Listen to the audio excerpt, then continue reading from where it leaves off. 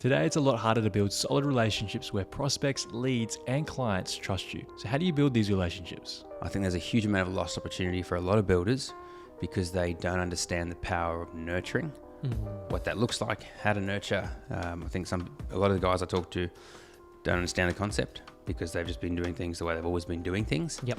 And then they're not even getting a look in at a project, or they're just not winning, or things are falling over, or the client goes with somebody else and they can't think why, and then they often will blame price. Are you finding that the COVID years there was so much happening, jobs were coming a lot easier, it kind of like you got someone over the line a lot easier? Yeah, it was probably tough years, but now it's a little bit different. Things don't just roll into your lap as easy. Yeah, definitely. One thing that sort of influenced me to raise this topic and want to discuss it today is I caught up with a builder on Friday last week, and I had a chat with him over a year ago, and he was interested just to find out more about what we had done. We had seen one of our videos, and I had a chat with him, understood where the business was at, what he was trying to achieve, and I said, okay, what you've outlined for me, this is what needs to happen.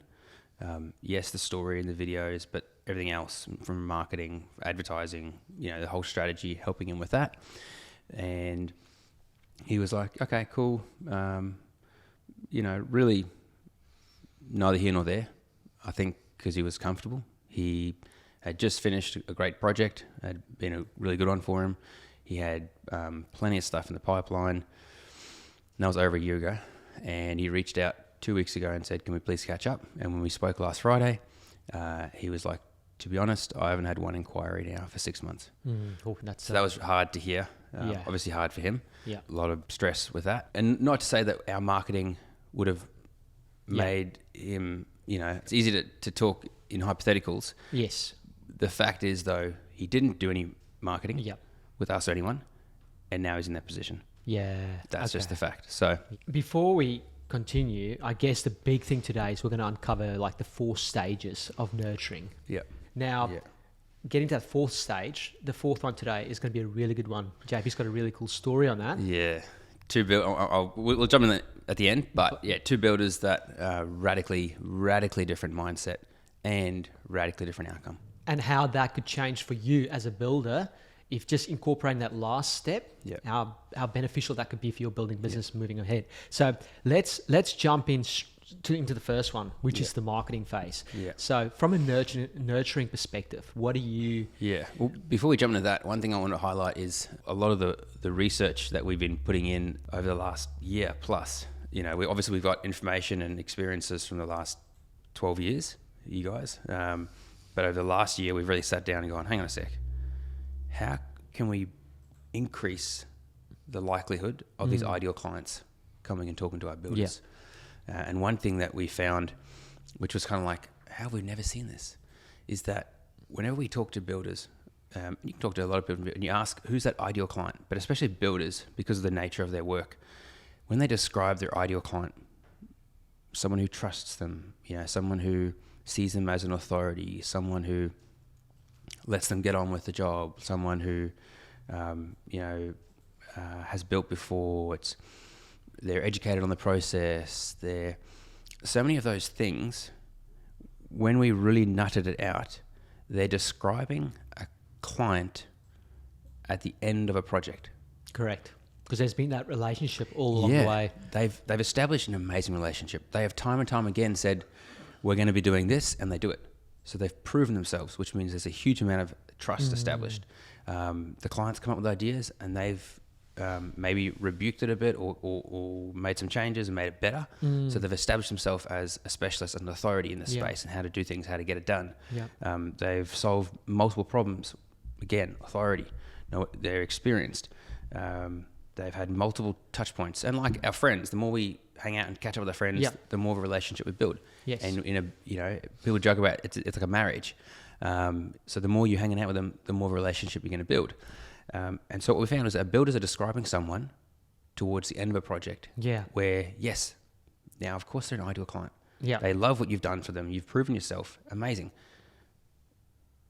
So our big thing is gone, all right, how do we manufacture that level of relationship, that level of trust, that level of emotional connection right at the start? Correct. How do we fast track it Yep. in the beginning of the relationship? But also, how can we establish it before they even reach out? That's a good question. Yeah. And that's like the key. If you can kind of achieve that within that early phase and get them to be like, so sold on you. Yeah. But that can only happen if you're seeing marketing as an opportunity to nurture that person.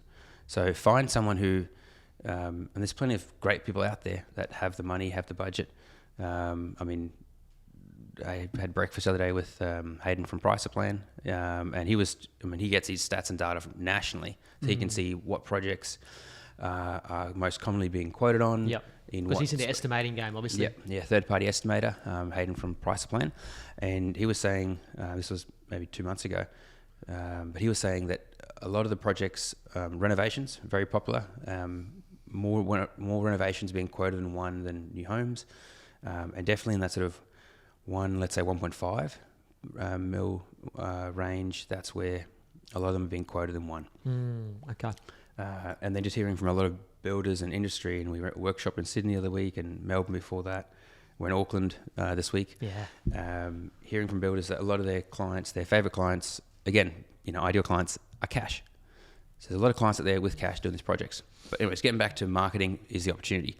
When you see marketing and that phase before they even talk to you as an opportunity, and then you lean into that by putting out good marketing, have a good brand, telling stories, and this touches on the podcast the other day, communicating a lot of that value about you pre them coming to you. Yes. So that's already in their heads. Yes. And so then you get to actually, one, differentiate yourself because you've provided way more information and it's in their heads than any other builder. Yep. So that's, huge there. Seeing marketing as an opportunity, not only to go, hey, and this is the big thing, a lot of builders see marketing as, well, I photograph or make a video of a new house or project that I finished and put it up. The problem with that's great, it's better than nothing. The problem with that is you're trying to differentiate yourself based on the product. That's right. Like we discussed, one of our builders articulated it really, really well. He's like, we can all order the product from the same place. Yes. The same materials. And we can often in a geographical area use the same trades. Yes. And there's always more than one good trade. Therefore, that product, there are multiple other builders who can do that. Yeah. And there's always someone who can do it cheaper. So by trying to differentiate yourself based on the pretty product, you're not actually differentiating yourself. You are putting yourself in a corner to be price shopped. Yes. And a lot of guys don't understand that. Yeah. You got to start differentiating yourself based on the people, the relationships within the business and that you have in and outside the business. That's right. So telling stories of past clients, the journeys that you're walking with clients, the relationships you have there, the relationships you have with your network, with your community, suppliers, your trades, all of that. Show that transparency. That's where people are going to start to really differentiate you. Yeah. But that, again, that comes back to, are you seeing marketing as an opportunity to nurture and differentiate yourself pre that person even coming to you? Yeah. And that's like, that's how we, that's how we help our clients is with that, the nurturing phase of that, the marketing. Huge. And it's not something that I know a lot of builders would be thinking, but like, so how do I make that all happen? Well, that's the best, just, get in contact with us. But yeah, just to keep on time. Yeah, sorry. Keep moving. This is great stuff, JP. And I think it's really valuable. That's something that we're pretty passionate about this stuff. Oh, we love it. We breathe it. We eat, sleep and breathe it. But let's move to the second one, which is now like, okay, cool. So you've done the marketing stage, you've gotten their attention, and you've really built that trust and everything. But now we move to the sales, the second stage, the sales phase. So this is a really important part to understand, again, nurturing that relationship. Because in your sales, a lot of guys, especially in the last 2 years, where projects have come a lot easier and converted a lot easier, especially when rates were lower and all that, and money was cheap, I have a conversation with someone. Either, depending on my model, now a lot of our builders opt for design construct, and they might even outsource the design, but allows them to project manage that side of things and have more control. And that's something we'd always encourage. The more control you can have of your process, the better control you have of the outcome. So from a nurturing perspective. From a nurturing perspective, talking to people and building that relationship during that phase. Now, sometimes, like I said, if it's in-house, then you're working with, it's your team that they're working with to come up with a design maybe, or to put together a quote. Same goes for if you're sending them to a designer to go and get something done. What interactions are you having with them between that conversation and then, let's say, designs getting done or quotes getting put together, and then you sitting down and delivering that to them? Yeah. This was highlighted really strongly with one of our clients because we were just having our catch-ups. We catch up with all of our builders as much as they really want, and those that lean in, they get more out of the relationship with us. 100%. And this builder, just for a brief period of time, they wanted to have just 15-minute catch-ups every 2 weeks. So I was like, great, brilliant. And so that's where we can really keep a pulse on their business and where there are opportunities. And what was highlighted there was between that consultation and extracting from the client, what are you looking for in your home, and put those notes together. Then they went and designed it. And I asked them, well, how long is it between that consultation and you showing them their design? They said about 6 weeks in-house. I said, okay, and how much interaction are you having with that person in that 6 weeks? None. And I was like, wow, man. So that's 6 weeks of the client sitting there, like wishing, hoping, time's going past, what's happening? Just in the abyss. And the problem that a lot of people don't understand is they're not putting themselves in the client's shoes. That client is so excited, because when you ask them, what was the consultation? What was the design consultation like? Oh, it was great. So much fun. They had so many brilliant ideas. Awesome. Put yourself in their shoes. They take that excitement out of that room and they start telling their friends and family. Yeah, that's right. We're busy. We're looking at building. We're talking to this builder and we're putting this design together. And then you got to put yourself in their shoes and go, well, what's the response that they're getting?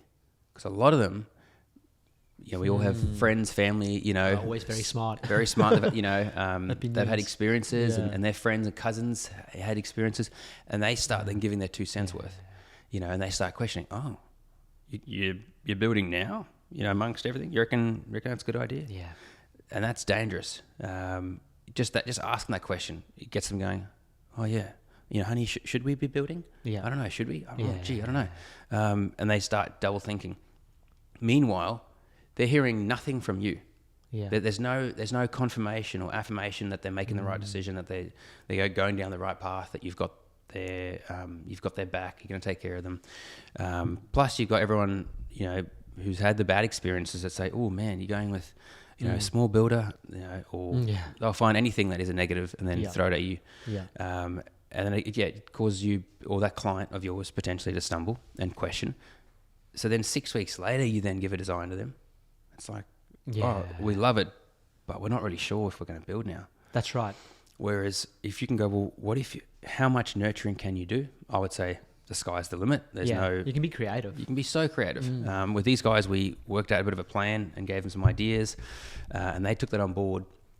And we had a catch up with them and a few other builders in the mastermind the other day, and they shared that, and it was amazing. They're like, man, you have no idea how much that tweaking that in their business has changed things. It's like, if we are ever being looked at by someone and they're looking at another builder, is that we are light years ahead, and it's a done deal. That's right. Because the other builder's not interacting the way we are. That's right. We are building that relationship, establishing, nurturing them. Yeah. And it's so. Yeah, super. And once you start, and then hearing from them as well, these builders of ours, now that they understand that concept and they're putting themselves in their clients' shoes more, they can see so many other opportunities to nurture. Yes. And that probably leads into the next step. Just so to kind of summarize, it's kind of looking at that. Let's say it like that. If you have there's a 6 week gap between your client waiting for you, it's creating these creative sort of touch points in a way. Yeah. And then so that you provide value. Yeah, you're providing value and you're educating and you're front of mind the whole way. Yeah. If they do talk to someone at like a barbecue, that opinion that person might say might not throw them off. Yeah. It won't carry as much weight if it's been outweighed by the positive information and education and nurturing coming from you. Yeah, cool. No, that's awesome. Okay, let's move to number 3, which is during the build. Yes. Okay, cool. Now the client's been through the marketing phase, been through the sales process, and now you're starting to build. Yeah. Your work's not done here. Yeah. How do we nurture this phase? How do we work around that? Yes, this is a big topic in the mastermind the other day, talking about what different software platforms, client engagements, communications, internal, external, are being used to really take control of, and it was fascinating, because different companies, different cultures within companies are going to do things differently. Some clients will be very proactive and go, cool, every week we're communicating to you. Some of our clients will have open conversation, open chats on different platforms. Some, using Buildertrend and stuff like that allows you to upload photos and communications you can put in there and update the client live almost, and because they can then log in and have a look. So some of our builders use software like that. Some of our builders will go, cool, every week or every 2 weeks or whatever, we're having a site meeting and the client comes to site. Yes. So being very proactive with that. Yes. That's a really great way to make sure you're nurturing that relationship and being proactive with communication. There's also little subtleties that can be done when problems come up. Sometimes some builders want to hide it. They go, just sort it out. Great, and they have a solution for it, and they fix it. Yeah, and the client never knows about it. Sometimes that needs to be done, but sometimes it's also a great opportunity to highlight that you found this problem, especially if you found it before it was even a problem. Yes. And then highlight for the client, we've already put actions in place to mitigate that problem and solve that problem. So just that little interaction has just communicated to the client, wow, I'm working with a really good problem solver here. Someone who's thinking forward. That's value, eh? And it's value. It's communicating. It's like the same reason when we go back to in the first part of that sales, nurturing that relationship. One of our clients was like, you're getting soil tests back. Do you tell the client you got the soil test back and it's all good? No. He's like, that's boring. I'm like, yeah, to you. To them, it's that one little step closer to their dream. So communicate those little things. And communicate if anything exciting happens. Your team is excited about this. I know we do that sometimes with a client where something exciting happens with their project while we're working on it, and we send them a little selfie, or send them a little picture and a little note just saying, hey man, we're really excited. We're working on this and this has come up, but it's just, we're all really pumped. That's right. It's like, it's always, something exciting happens and then kind of throwing the which means, like, how does that benefit them? Yeah. It's always kind of going like, kind of throwing it back on how this is going to make it better for them or, anyway. Yeah. Keep going. And other thing I'd add is both in the sales as well as the building those two stages, nurturing relationships. So one would be through just little interactions, building that trust. Just like I said with a friend, the more interaction you have, the better relationship that comes from that. But also a level of professionalism. So if you have a meeting, send to them, this is the agenda. This is what we're going to be going through. What that does is it establishes you as very professional, someone who knows their stuff, and you're not wasting their time. Correct. And if a lot of this other funny thing, for a lot of our builders, their ideal client are business owners. Because a business owner is going to value time and understand that they're not specialists in that. I'm great at running my business and I need time and energy and focus there. So I leave you to do your work. But in order for them to trust you to do your work and really give you the hand over the reins, you have to prove that and show that you can do that. One, that can be done through marketing, communicating that, case studies and stuff like that. But also those little interactions, like we've got a meeting coming up next week. This is the agenda. This is what we're going to be going through on site. So it's also bringing that level of professionalism within your interactions and catch-ups with clients during the build. And there's plenty more ways when you start talking to other builders and how they do it. It's amazing. Yeah. I think if you can do that during the build, you got to remember, like, these people are building with you, and if you can keep providing value, they're talking to people because people are going, "How's your build going?" Yeah, and they're going like, "How's it? How far along is your build?" And if you're saying, "Yeah, man, like we're having this great experience with this builder, like it's not an easy build, but he's doing this and he's checking in with us." Who knows? That could be a potential referral for you as well. Big time. So you've got to play it like that. You've got to nurture it the whole way through. So now let's go to the fourth and the final nurturing stage, which is after the build. So you've delivered.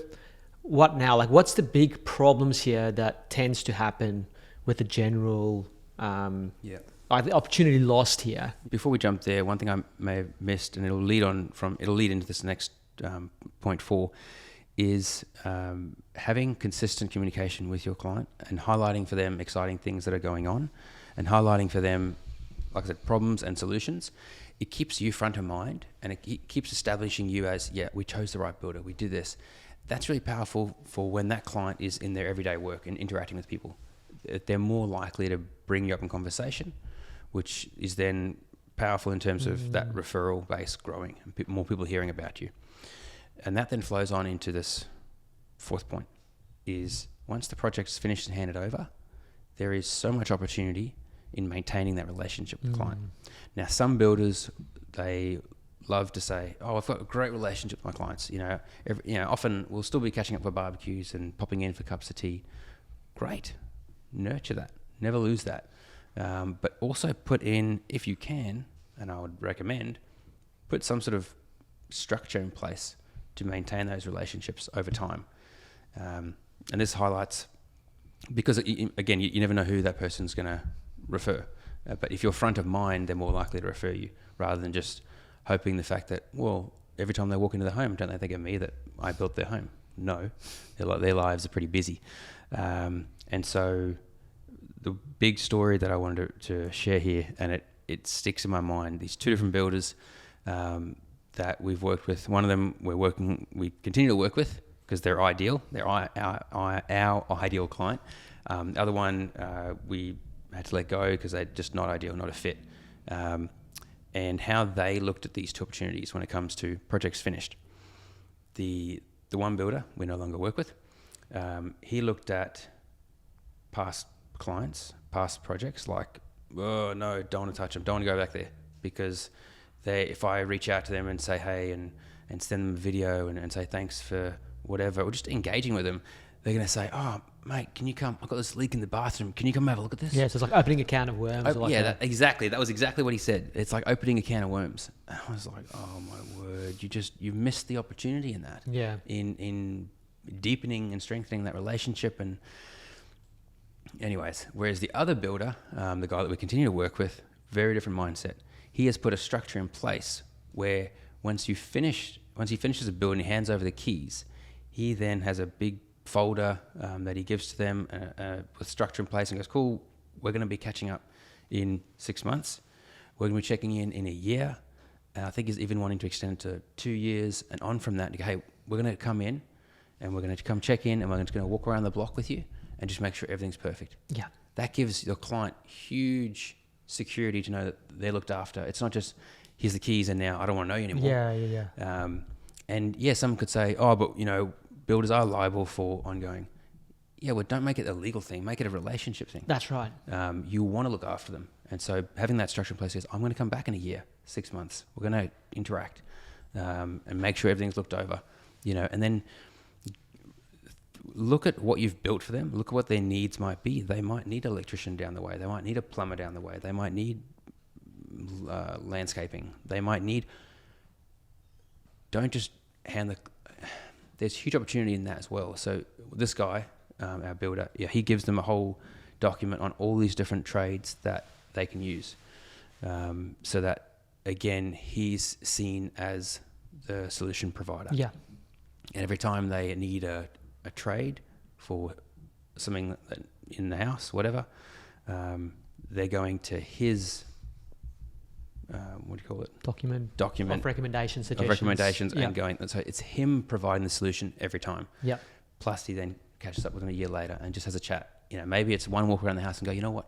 It's brilliant. It's perfect. Yeah. But it's continuing that relationship, showing that high level of professionalism, and keeping yourself front of mind for them. Yep. Because you don't know what work will come from that. Yeah. Because if you kind of, the way this makes the client feel is, if you're from the sales stage, already saying, and then we're going to be checking in 6 months after, a year or 2 years or whatever, that shows them, man, like, that gives them confidence that, man, this guy's here for the long haul. Yeah. So it makes them feel more secure. And then the second thing is, like, having those nurturing touch points at the end, it just makes it, throw it front in mind for them again when they're talking to other people or friends. Straight away they can refer to you. Yeah, and they've got, exactly, and you're also giving your client the ammunition and what exactly to articulate to that next person. So rather than just saying, oh yeah, we'd use so and so, they were an amazing builder. They were fantastic throughout the whole build. They're amazing. That really hasn't highlighted any distinctive factors about the builder and hasn't differentiated them from someone else who goes, oh, my builder was also amazing. I'd love to, Whereas when you have a structure like this follow-up process, with the client, then that person says to the next person, oh, our builder's amazing. Yes. We love the whole process. Yes. Plus, he has this whole structure in place where he's going to catch up with us 6 months and then yearly for the next 2-3 years to make sure that our house is perfect and is maintained here. Yep. Plus, he's given us all the possible trades we could ever need. We never have to go searching. Yep. We can trust him, Yep. And trust who he recommends. It's an amazing service. So you've just given them exactly what to articulate when it comes to the value that you provide and how you are differentiated from the next builder. That's right. When they talk to the friend. Yep. Which is... they're selling you, and you're going to be standing out from any other builder. It's like they're selling you really well, and you've given them the perfect script. Yep. They're not trying to make it up. Yeah. Yeah.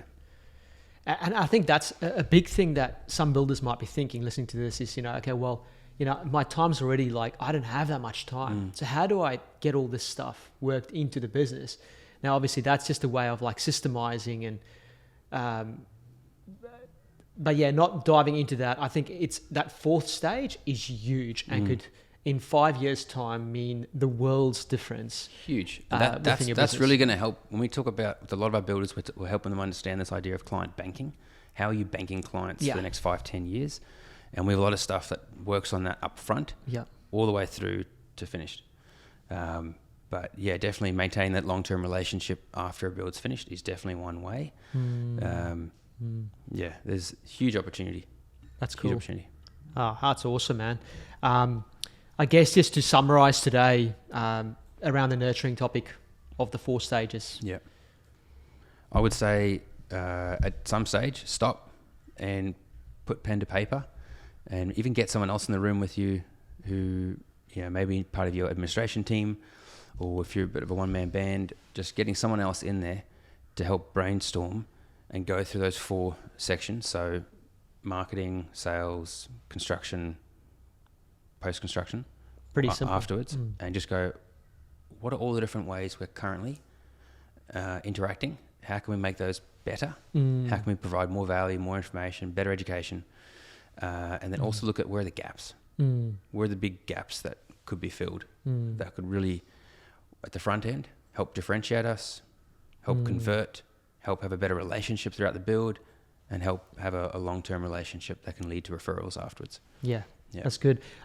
Sometimes it's you got to put yourself in your clients, your ideal clients' shoes in a way, and then kind of go ask the question like, how are they feeling at certain points through those 4 stages?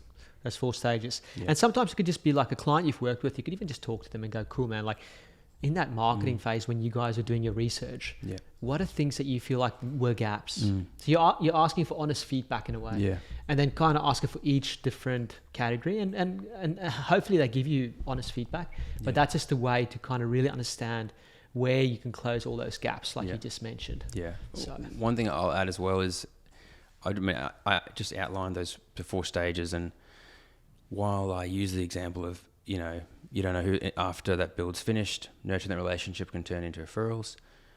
A lot of our builders, if you have really great structures and process in place in nurturing, you should be getting referrals. And some of our builders have given this feedback to us where they've got prospective clients that they haven't even signed contract with, and they are referring them. And they've got, so it's like, as this person hasn't even signed contract, and they've already referred the next person coming in the door, and they're just sold already.